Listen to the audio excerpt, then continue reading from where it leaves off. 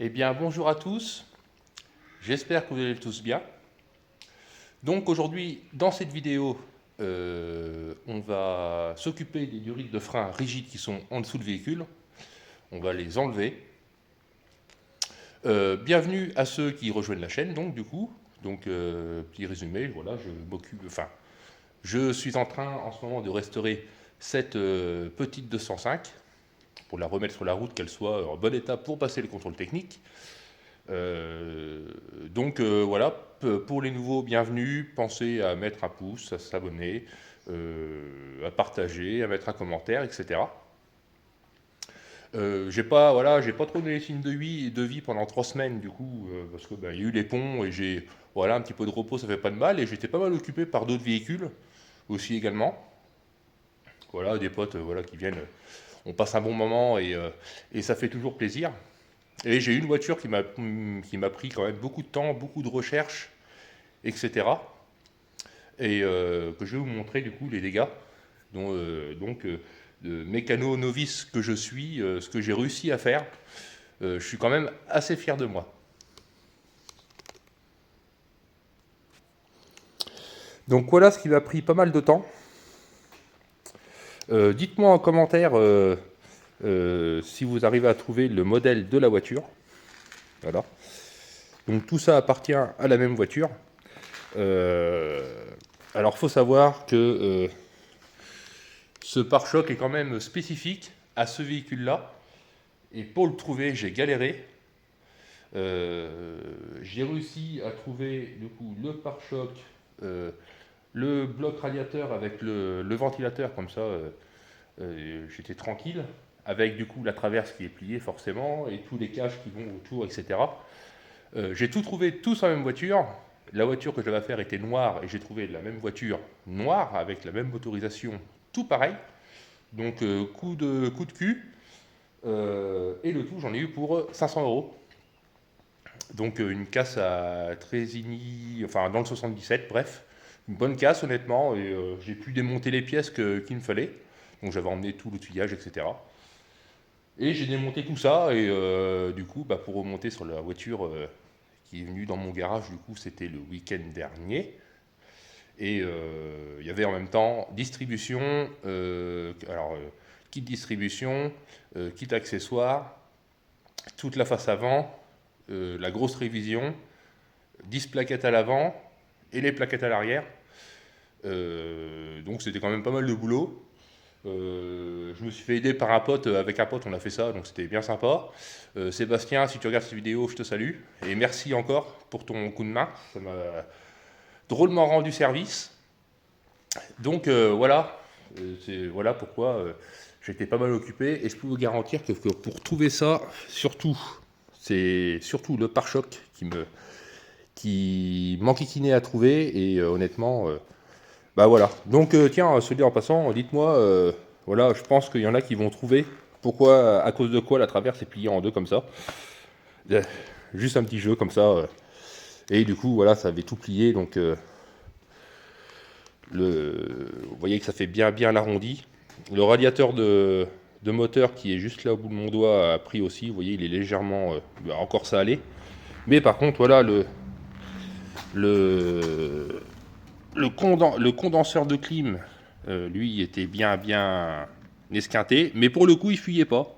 Donc, c'est honnêtement, mais je pense que si je l'aurais dressé, il aurait fui après. Et puis, nous avons aussi l'intercouleur de turbo qui est en bas. Donc j'ai réussi à trouver vraiment la voiture complète et du coup j'ai démonté toute la face avant. Donc voilà pour ça et j'étais pas mal occupé du coup. Et là est pas la question, là on va s'occuper de cette 205 qui nous attend, tout est prêt et j'ai une petite combine là qu'on m'a filée là et je trouve ça pas mal honnêtement, le petit truc bleu là. Je vais vous faire voir ça dans un instant. Alors ce petit truc bleu c'est normalement une protection que l'on met au fond d'un trou pour faire une piscine. Et c'est ce qu'on met avant de mettre le liner, donc la bâche qui va au fond. Et le voisin, et en fait, il m'a donné tout un rouleau qui est juste là, voilà, au bout de mon doigt, ici. Et il savait pas quoi en foutre, et il me disait, bah, tiens, ça peut peut-être te rendre service pour faire un peu de mécanique, pour te mettre par terre, etc. Et j'avoue que, en fait, du coup, en plus, c'est bien épais, comme vous voyez. Et du coup, ça fait un peu molletonné, donc niveau confort, honnêtement, c'est pas mal. Et ça fait propre et tout, donc voilà, c'est pas mal. C'est mieux, enfin, un carton fait le même effet, attention. Hein. Mais honnêtement, voilà, il y a le petit côté molletonné en plus qui rend le moment un petit peu plus agréable. Donc voilà pour la petite combine. Donc là, le but de la manœuvre, on va aller sur la voiture. Ça va être de déjà regarder du rythme de frein, là où elle se... En dessous, il doit y avoir un raccord qui est à côté du berceau du véhicule, donc devant. Il doit y avoir sûrement un raccord pour dévisser les durites. Avant, on va mettre du dégrippant. Je vais mettre sur les attaches des coups des durites, voir dans l'état que c'est fait, mais je pense je vais mettre du lubrifiant silicone pour les graisser un peu pour que la durite glisse mieux aussi également. Et puis pour moins peiner, on va dire, à enlever ça et voir ce qu'on peut faire avec ces durites, si c'est récupérable ou pas. Le but étant, pardon, de les restaurer. Voilà, je vais essayer de les poncer, voir ce que ça donne et leur mettre un petit coup d'anti-rouille, un petit coup de peinture et c'est reparti. Donc on se retrouve en dessous du véhicule.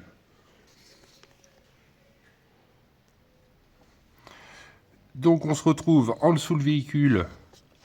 Alors là, nous sommes donc les durites de frein qui arrivent sur les tambours de frein du train arrière. Donc ici, notamment flexible. Et après, nous avons la conduite rigide qui passe tout le côté ici, là, juste là, qui passe là tout le long là, et qui passe à côté des grosses durites que vous voyez ici, et qui va tout au bout là-bas, à côté du berceau. Donc on a ça de chaque côté. Voilà. Là on voit mieux. Et c'est pour ça du coup pour enlever ces durites rigides, il faut enlever du coup le train arrière et le réservoir. Si vous enlevez que le réservoir, vous ne pourrez pas l'enlever si vous n'enlevez pas le train arrière. Pour démonter ce conduite rigide. Et voilà, ça fait un peu plus de place. Et par l'occasion, du coup, je mettrai un petit coup de nettoyage, un petit coup d'anti-rouille, etc. Parce que c'est des choses qui ne sont pas forcément ouvertes. Donc comme vous pouvez voir, c'est extrêmement sain. Il n'y a pas un point de rouille. Voilà. Cette voiture est extrêmement saine. Honnêtement, je suis agréablement surpris pour une voiture qui a 30 ans. Voilà, il y en a qui sont dans un état pire que ça. Donc là, on va se retrouver vers le berceau du véhicule et on va voir où est-ce que les durites se dévissent pour enlever tout ce qu'il y a en dessous du véhicule. Donc les durites de frein, c'est celles-ci. Donc vous voyez, elles sont quand même pas mal rouillées. Mais c'est vraiment de surface, hein, honnêtement. Refusez ça pour le contrôle, honnêtement. Elles sont vraiment pas pourries en fait. Hein. Mais bon, je vais faire l'effort de les restaurer. Et du coup, ça se détache ici. Vous avez un écrou, là, je pense que ça doit être du 12. Ici, de chaque côté, hein, de manière, parce qu'il y en a une de chaque côté, donc l'autre est là. Et je me demande si je vais pas aussi également enlever les durites de gasoil, parce que, ou moi, leur faire un petit coup de brosse métallique, ou je sais pas quoi, ou les traiter anti-rouille, enfin, voir ce que je peux faire. Pour voilà, enlever cette corrosion, parce que ça se trouve, alors ils sont pas notés au contrôle technique, mais ça se trouve ils vont m'enquiquiner pour ça également. Enfin voilà, on va faire les choses bien. Alors déjà, je vais mettre du dégrippant sur chacune des attaches ici. Donc là. Voilà. On va laisser agir 5 petites minutes, quoi, histoire de dire. Donc j'en mets là aussi.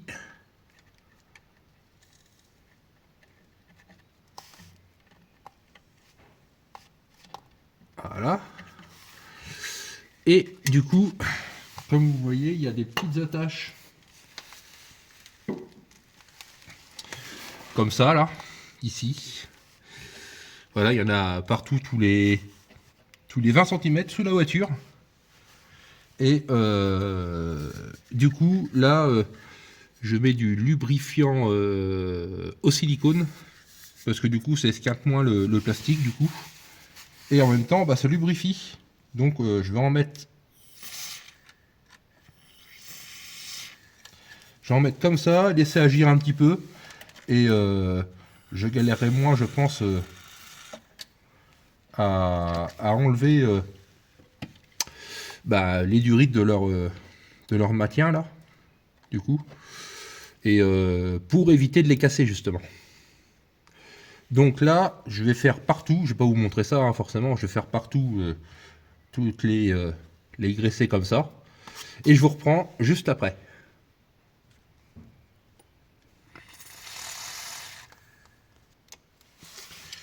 Donc du coup là, je vais essayer de dévisser ça, si ça veut venir, j'espère. Donc ma clé à tuyauter de 12. Et l'écrou ici, là c'est du 13. Donc j'ai une clé de 13 et ma clé à tuyauter de 12. Et puis on va voir ce que ça va donner. Alors, on va essayer de rien casser. Déjà ça tombe dans le vide. Donc déjà on n'est pas dans le accord.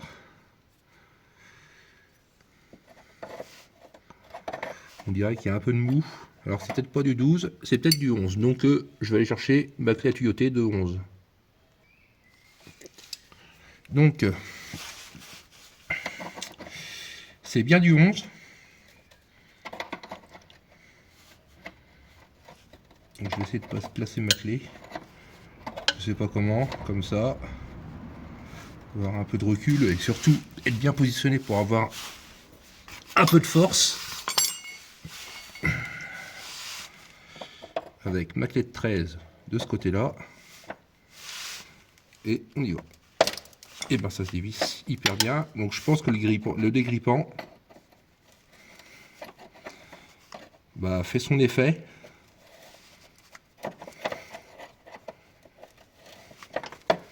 Ah oui, si l'autre veut venir comme ça serait cool. Hein. Ça serait vraiment, vraiment, vraiment cool.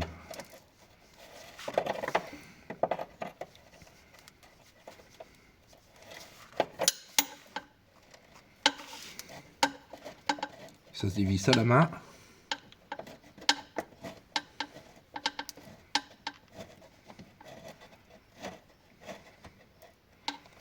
Forcément, ça goûte le liquide de frein.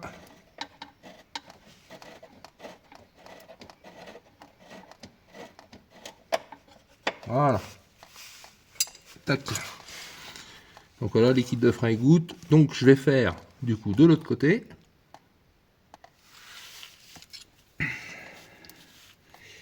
Donc si ce côté-là peut venir pareil, ça serait cool de chez cool. Mais j'ai peur que ça soit un peu plus compliqué. Peut-être pas. Là, ma clé de tuyauté est dessus. Et ben nickel.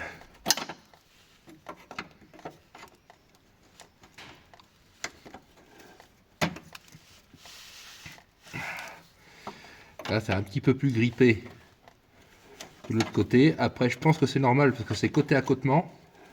Donc ça prend un peu plus de, de saleté, etc.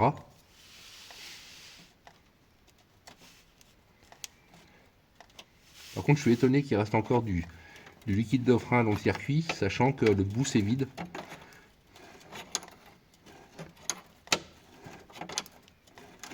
Après, peut-être parce que les durites de frein remontent à un endroit, donc c'est possible que ça en reste encore dedans.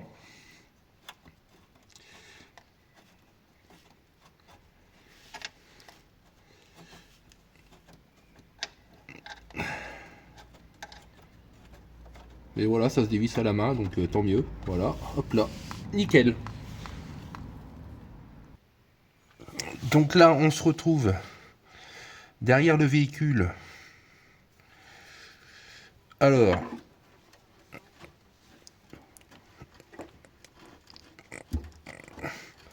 avec ma clé à tuyauter a du mal à passer.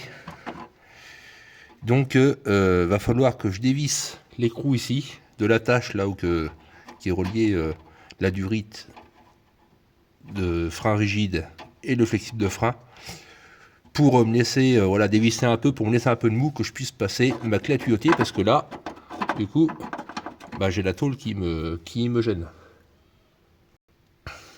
Donc avec ma clé, j'ai une clé de plate à cliquet là qui fait 8, 10, 12, 13. Donc là ça a l'air d'être du 10, ça peine à rentrer mais c'est du 10, c'est pas du 11. Voilà. Et du coup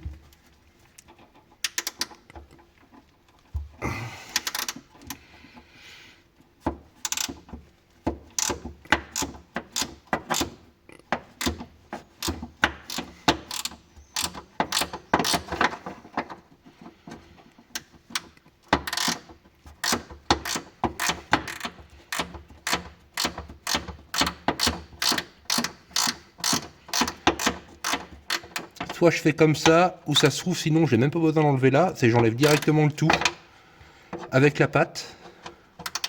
Et comme ça, ouais, ça peut être la solution. En fait, je vais enlever le tout, donc c'est-à-dire le flexible et la durite rigide, avec l'espèce de bloc, je sais pas quoi là, c'est la pièce qui est au milieu là, et la patte. Du coup, comme ça, bah, tout va venir d'un seul tenant, et ça se trouve, je me ferai mancher, parce que ça se trouve, ici, j'ai un doute quand même. J'ai un doute que ça casse ou pas. Donc,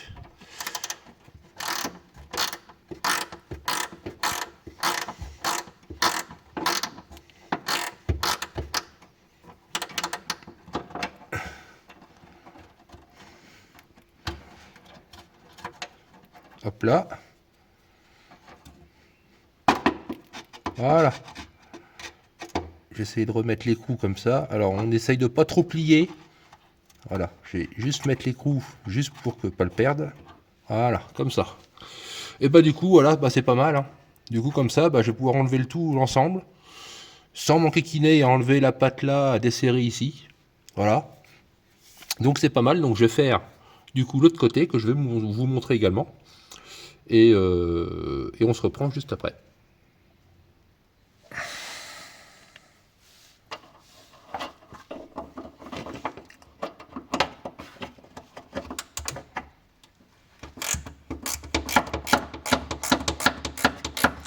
Ça, ce petit clé à cliquer plate là, ça c'est vachement bien. Honnêtement, alors celle-là, je vais récupérer ça. Je crois que c'est dans un, quand je travaille dans les ascenseurs, dans un fond de fosse d'ascenseur. Donc sûrement voilà, quelqu'un de l'entretien qui l'avait perdu, qui l'a fait laisser tomber en fond de fosse, qui l'a oublié. Et du coup, ben, je l'ai vu, je l'ai ramassé, elle était grippée, mais vraiment très grippée. Parce qu'il faut savoir que dans les ascenseurs, il y en a beaucoup qui ne gênent pas pour uriner. Donc forcément, en fond de fosse, on retrouve des trucs que vous imaginez même pas retrouver.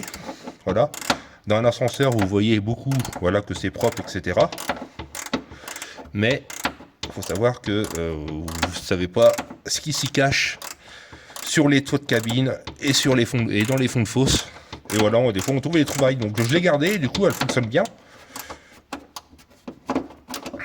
En plus c'est une Facom. Voilà. Donc bah, jour là j'avais gagné ma journée quand même parce que ça vaut un petit peu de pognon ça quand même. Hein. Faut que ça paraisse. Et c'est vrai que c'est bien pratique. Parce que là j'ai pas spécialement la place de passer un cliquet. Je vois malgré une doule longue mais encore. Là j'aurais pu mettre du décripant aussi sur le boulon. Faut dire ce qui est. Mais comme j'avais restauré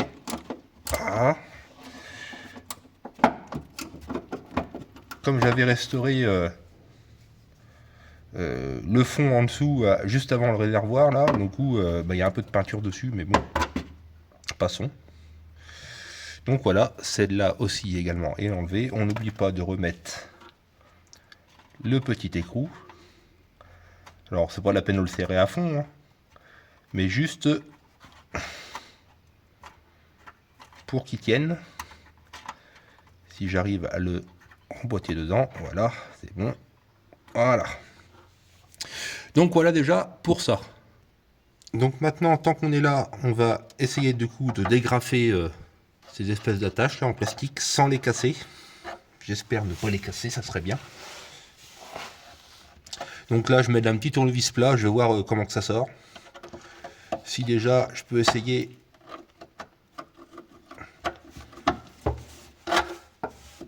de nettoyer un peu parce que forcément, il y a un peu du caca en parlant poliment. Voilà, donc ça c'est bon. Là aussi, c'est décollé. Donc j'essaie de le prendre par en dessous.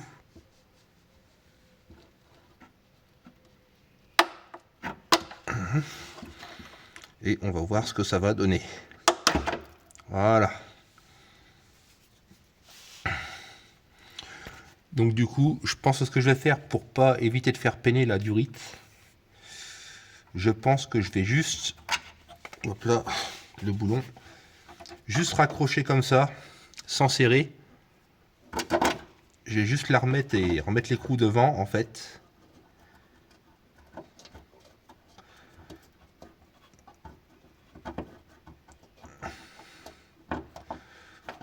L'écrou, à mon avis, serait bon à changer, hein, parce que honnêtement, il tient plus. Et je sais pas, j'arrive pas à le remettre dedans. Il faudra que je mette un petit coup de brosse métallique. Et du coup, après, bah, je l'enlèverai en dernier. Hein. Là, c'est juste histoire que, voilà, ça tienne. Donc là, du coup, ça tient. Voilà, j'ai juste remis la petite patte là, ici. Vous voyez là. Voilà, j'ai remis la petite patte avec l'écrou. Alors, je sais pas, vous voyez pas. Mais juste l'écrou, voilà, j'ai juste fait 2 tours, hein, histoire que ça se tienne. Pour pas que le poids, en fait, fasse plier la durite, la durite de frein rigide. Et que quand je vais... quand j'enlève le tout, en fait, que vraiment ça se tienne à peu près, quoi. Que j'enlève ça vraiment, la patte là en dernier. Donc voilà, le premier est enlevé. Donc il y en a un aussi là.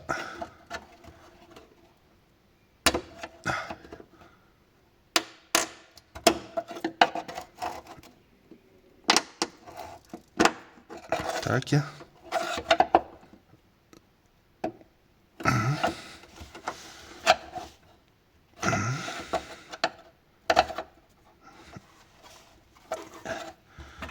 y en a des fois qui sont un peu récalcitrants.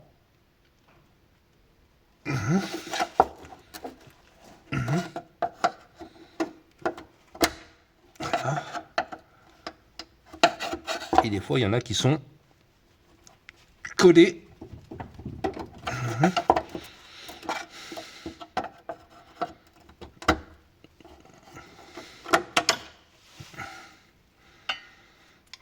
Hop là. Donc vous voyez les aléas.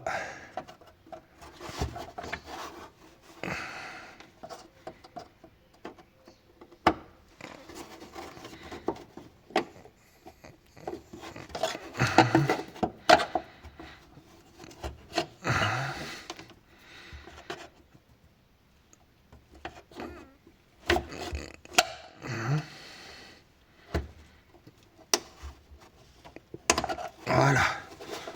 Donc là, on est bon.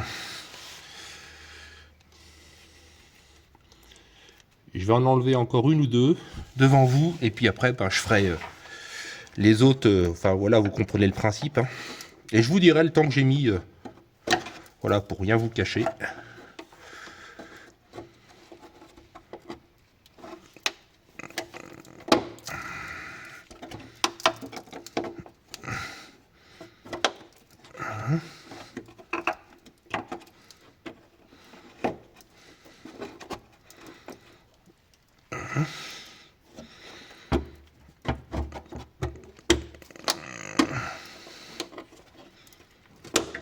Hop là. Donc voilà, donc je continue et je vous reprends juste après dès que j'ai fini d'éclipser tout ça. Donc là du coup, mes durites de frein sont enlevées partout. Voilà, des attaches en plastique. Et du coup, j'ai mis mes deux petits bocals, voilà, comme ça, où elles pendent dedans. Parce que, voilà, je sais pas si vous voyez, elles sont en train de s'égoutter. Le reste du liquide de frein, du coup, va dans le bocal, comme ça. Et je vais attendre 2-3 minutes, histoire que ça se vide pas mal. Et après, du coup, on n'aura plus qu'à enlever les écrous là. Donc, l'un de chaque côté, là, celui qu'on a remis. Et on pourra sortir les durites. Tranquille.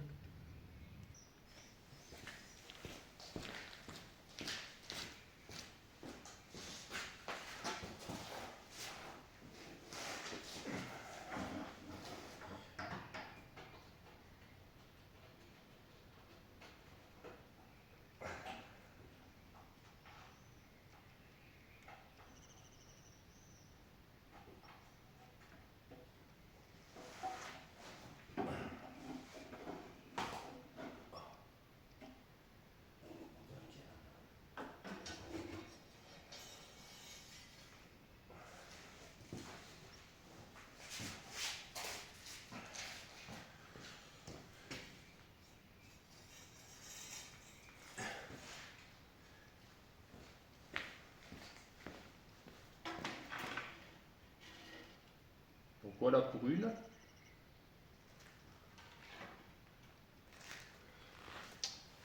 Et du coup, je vais faire la deuxième et je vous reprends juste après.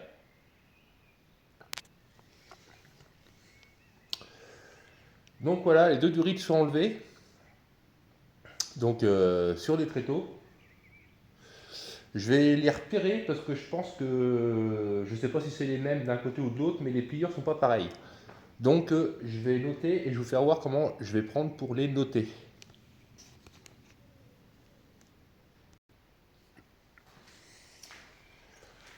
Donc je vais me servir de ça, du scotch de peintre et un stylo bille. Alors il faut savoir que c'est voulu, hein, je les ai mis dans ce sens-là.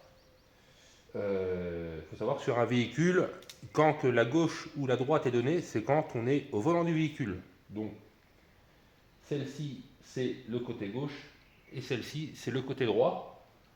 L'avant du véhicule et l'arrière. Et du coup l'arrière j'ai laissé les durites rigides.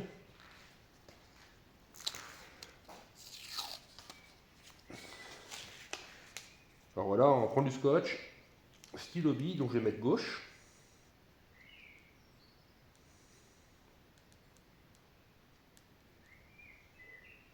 Alors c'est pas là pour que ça soit bien écrit, hein, mais voilà, hein, simplement.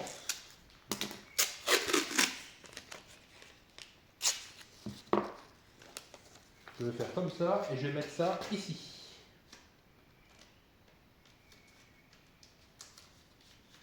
Voilà. Et comme ça, je fais pareil pour la droite.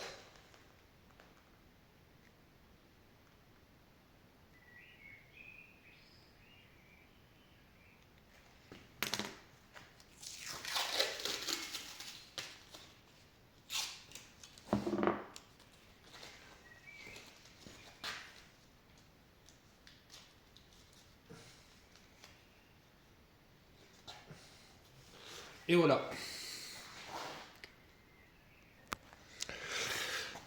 Donc voilà ce que ça donne.